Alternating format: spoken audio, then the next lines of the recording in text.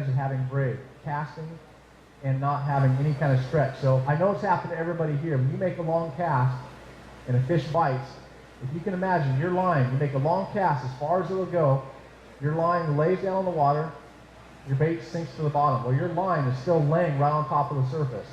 And the fish bites it on the sink. Where you set the hook, all you do is you're straightening out that bow of line. That fish immediately comes up and jumps, and he comes off every time.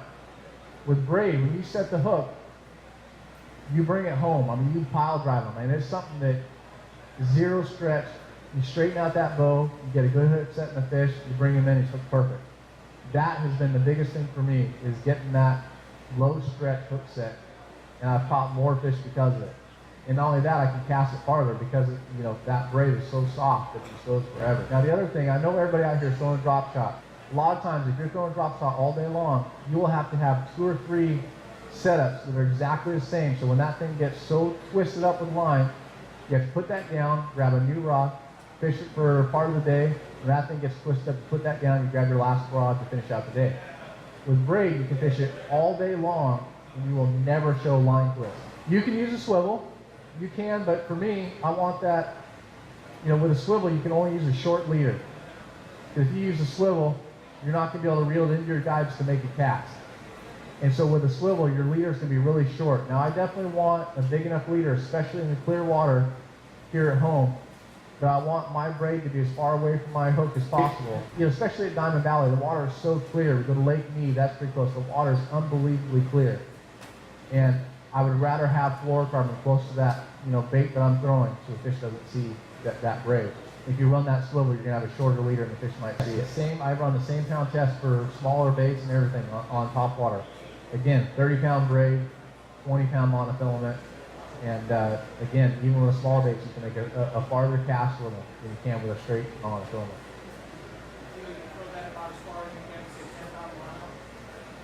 As far as the, I haven't really put it, next to a straight monofilament cast, but to me, it feels like you cast it so much farther as far as the distance. I don't really know how far, the actual difference is, but it will cast a lot farther. It will. The feel and sensitivity of the braid is unbelievable. With this, even with top water, you can feel that bait. I mean, it's amazing how small of an action you do and how big of that action is on the bait. And it's because of that braid. I don't think there really is any kind of learning curve with casting. The casting difference between a braid versus a fluorocarbon or a monofilament. They all cast roughly the same. Some are going to be smoother. Again, it varies on the day. If you have a brand new spool of braid, it might cast a little bit different than if that braid was on there for a month. So the learning curve is 1 or 2 casts, and you're right back in there. So it's really not that big of a deal. If you've never thrown braid and you go out there and throw it for the first time, you won't notice that big of a difference. For jerkbaits, I go with a straight fluorocarbon. I run about 10 or 12 pounds, and I have not tried the braid on it.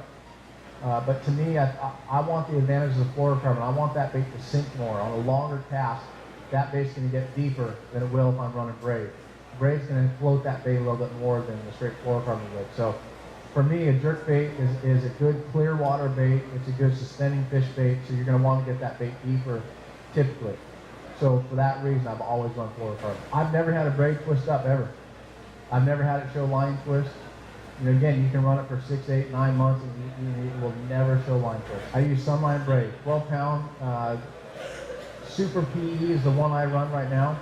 I believe they're going to start selling it pretty soon. 12-pound is the one I throw. 8-pound Sunline Sniper is the leader. 8-pound will last you. That's the other good thing about it too, is that you rig up a spool of 12-pound and you run it for 9 months.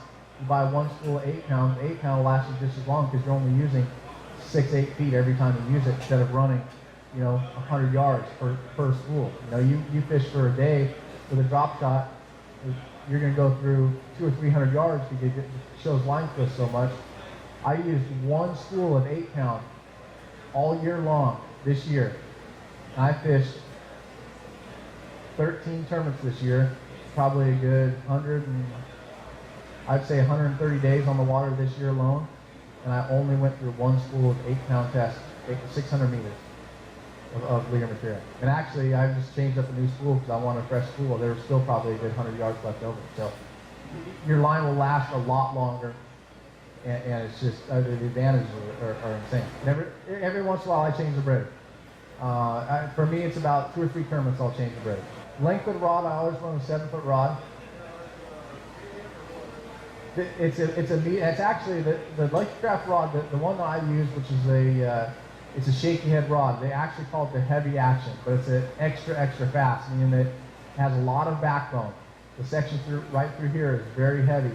The tip of the rod's going to be very soft, has a very fast taper.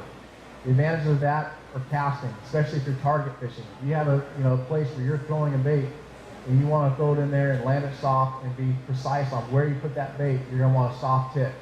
Then when you're fishing the bait, you get a much better feel of the bait down there. If you're throwing a drop shot on a lighter action rod or a very soft tip, you can feel the bait better.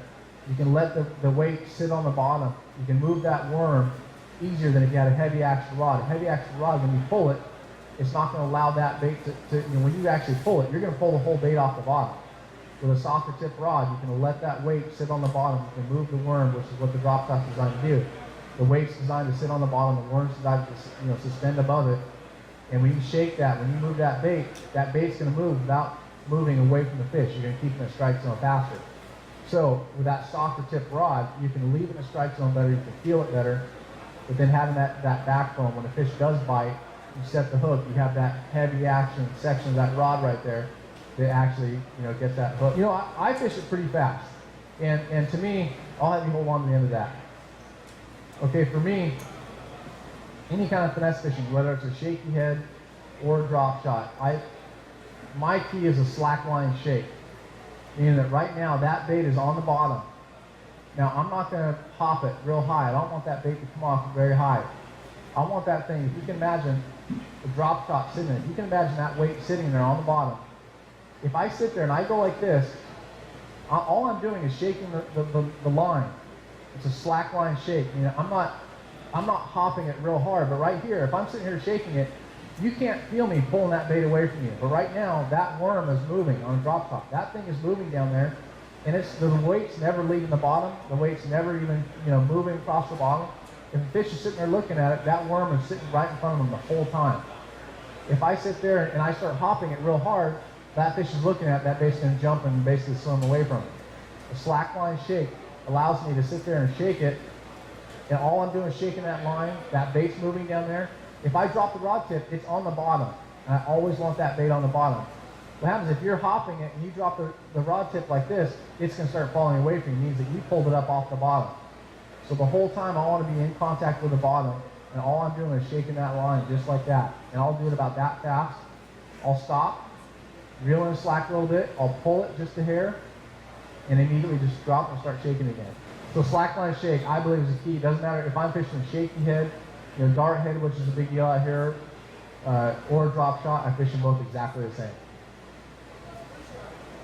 Split shotting, I haven't thrown a split shot in about 8 years. It could work perfect, I don't really know, but to me, I've always had a hard time throwing a Carolina rig or a split shot too. To me, that's a bait, cast out, kind of dragging along. I'm kind of a movement. I want to move, I want to, target cast. I want to throw to something, I want to, fish that target, reel, cast the next place. I constantly want to move. I have a hard time throwing out there and just kind of pulling along and dragging. That is just my personality. I have a hard time sitting in one place, for a long time. What drop shot weight do I use? I use Lunker City. They make just a lead drop shot weight with a clip on it. I almost always use a 1/4 ounce, almost always. And for me, that's just a good all-around size. I don't like going lower than that. I just feel like that has a slow enough fall that the fish will bite it on the sink. It's heavy enough that I can fish it 40, 50 feet of water and still get a good feel for it. If it's really windy or if I'm fishing really deep, I will go up to 3/8. And the hooks, the whole setup for a drop shot rig for me, if it's open water without any brush, I use an owner mosquito hook, size 2, size 1, 1/4 ounce again. Size of the leader, probably about, I'd say 14 inches or so.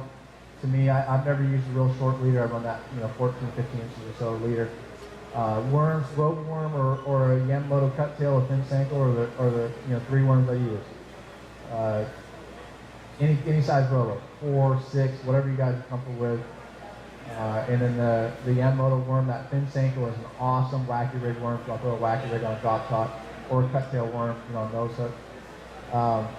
If I'm going to, if I'm fishing around a lot of brush, then I go to a Texas rig style where I want that weedless hook. I'll go with like a size 1/0 offset worm hook that owner makes. I actually use the offset wide gap. It's a heavier hook, but again, I tend to fish a little bit shallow water, mainly back east. Out here, you probably want to go with just a straight offset hook, but I use a little bit heavier hook just because I'm fishing closer to the fish.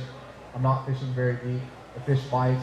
When I set the hook, I don't want that hook to bend. But out here in open water, everything in Southern California, just a standard offset worm hook they make. 1/0 for a 4-inch and a 2/0 for a 6-inch. It's pretty basic, pretty easy. And again, there's so many things out there. There's so many things to get confused with. Run what's comfortable. If you like to go diamond, you like to throw the morning dawn, throw the morning dawn. If you go somewhere else and you like that, go with what you know. Go with what you're comfortable with. If you're not comfortable with what you're throwing, you're going to be fishing too fast. You're not going to catch anything. You'll end up going back to what you do always anyway. So try the braid though, and give it a chance. Don't give up on it, because it feels funny when you first start doing it, but give it a chance, and I'm telling you, you'll be much better off when you get accustomed. The knot does not get stuck in the dip. Nope. I haven't ever had a problem. The only time I've had a problem is if I make that leader too long, and I'll catch on that first guide. And it's just because of that fluorocarbon changing to that braid, and it jumps ahead. Every time it'll catch right there. It'll wrap around about 2 times right here and stop it dead in its tracks. Every time.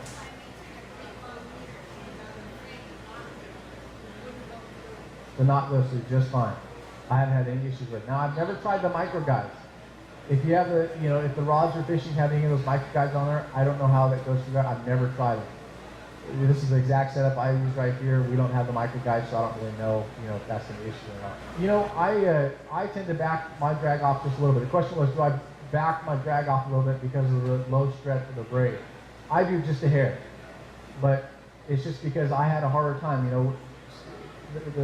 The biggest thing when people change, they go, okay, well, you set the hook differently. You don't have to set the hook as hard, you're just pulling the fish. Well, I'm so accustomed to the way I set the hook on the fish that I can't just kind of barely pull into the fish and set the hook that way. I have to set the hook hard. And by doing that, I back my drag off just a little bit so it doesn't break the line on the hook set. But just a hair, not much. It's a really strong setup. You won't have issues on it. And the other thing, if I break off on a hook set, it's always at the knot at the bait. I've never once broken off on a hook set at my knot from my fluorocarbon to the braid, ever.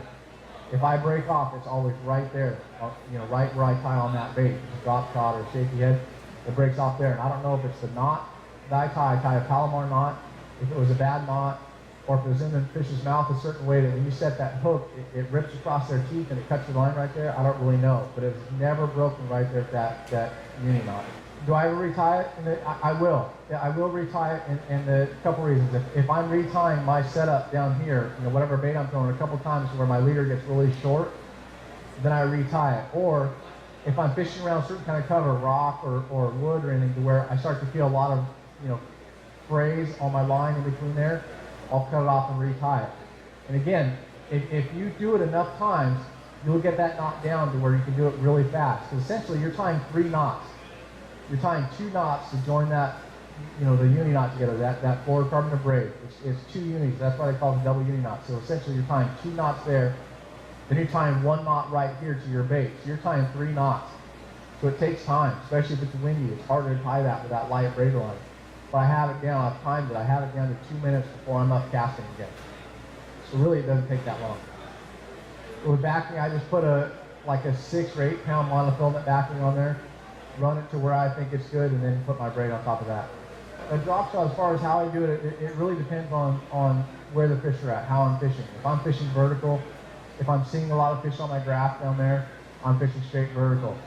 The other technique is just fishing bank, running bank, casting targets, or just fishing it. If I'm casting the targets or just running bank and covering water, I will fish it out like I would any other bait. If I'm fishing a shaky head or a jig, you're trying to get in that productive zone. If you think the fish are fairly close to the bank, maybe they're in that 10 to 20 foot zone to where I'm going to cast and work that bait in that strike zone as long as I can, reel it in and make another cast.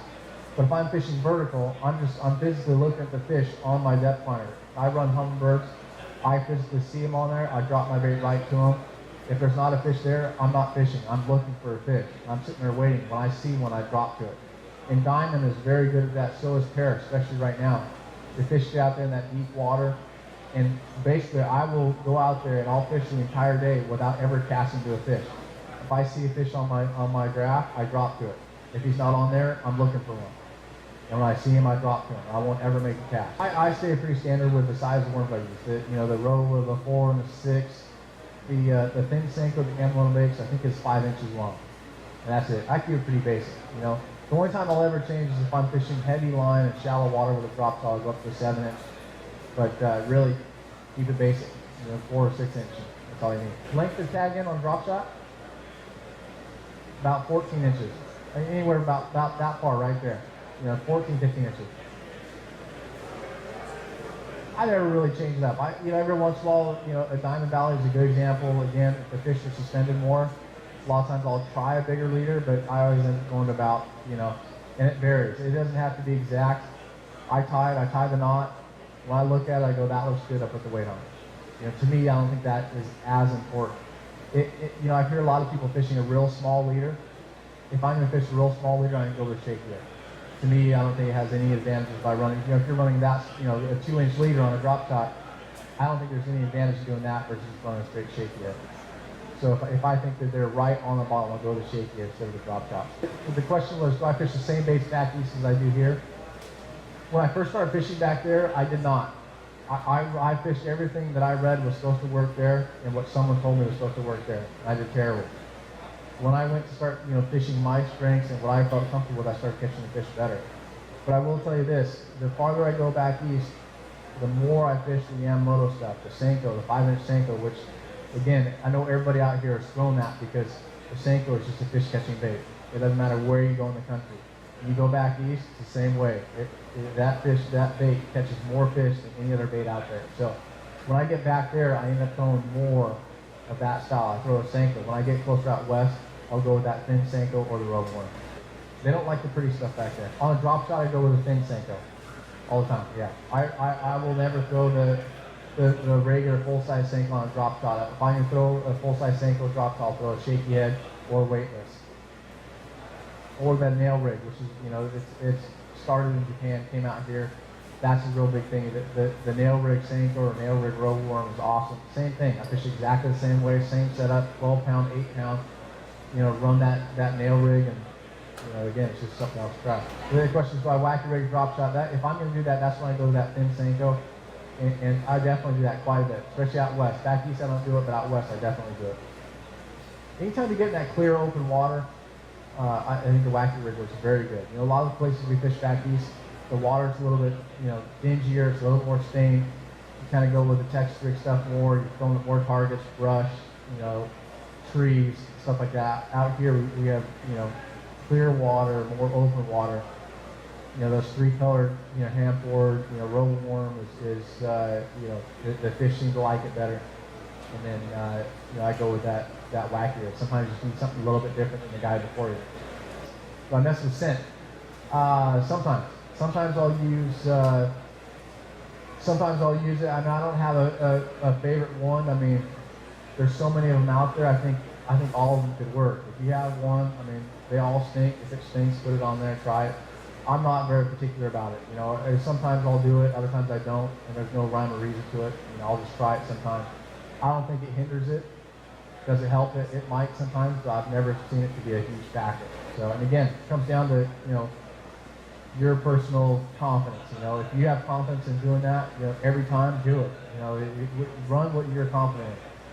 That's the best thing out there. That's the best advice I could ever give is fish with your confidence and your confident base. Fish how you know how to fish.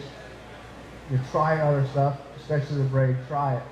But again, when it comes down to tournament fishing, if you're not comfortable with what you're doing, don't do it because you're going to waste a bunch of time. On the hook, I run a paddle knot. I do. Yeah. To me, it's the fastest, easiest knot. It is. Sometimes I'll break off on the hook set. And what happens is you have to look at that knot. When you tie that thing, a lot of times, if this is the eye of my hook right here, and I run that knot through there, okay, your line's going to sit side by side because you're running a double knot. sometimes it'll be twisted on there. To where if you tie that thing and you look down at that knot, you'll see your line twisted. It'll be crossed over itself like this. I think that's when you break your line on the hook set, is when that line is crossed over that eye. Because when you set the hook, what I think happens is it pulls it and it actually pops it and cuts the line. So if you tie that knot and you're conscious of looking at it and look to make sure that your double line is aligned perfectly side by side, you're not going to break off. But again, when that thing's crossed, that's when you snap off. And what happens, with tournament fishing, you're in a hurry. Sometimes you don't check it. You just retie, you cast out there, fish bites, you set the hook and your line breaks right there. I think that's what happens, is your line is crossed right there. That's the basics for finesse fishing. Honestly, out west, try this. I'm telling you, that setup, 12 pound, 8 pound, run it. You will like it. Give it some time, you will like it. Believe me, you will go through less line. You won't have the line twist. You won't have the issues of tangling up when, once you're out there. Try it. It's made a huge difference in my fishing. Definitely try it. Can I see the thermocline on the graph? I cannot see it. But what I can see is the bait in the lake. The bait in the lake will always hang out around that thermocline. And it's so funny when you get to a lake and you launch and you've never been there before, you have been there before, maybe a different time of year. When I launch my boat and I go running across the lake, even running at 40 miles an hour, I will tell you exactly where that thermocline is based on the bait that I see on my graph, even running on pad.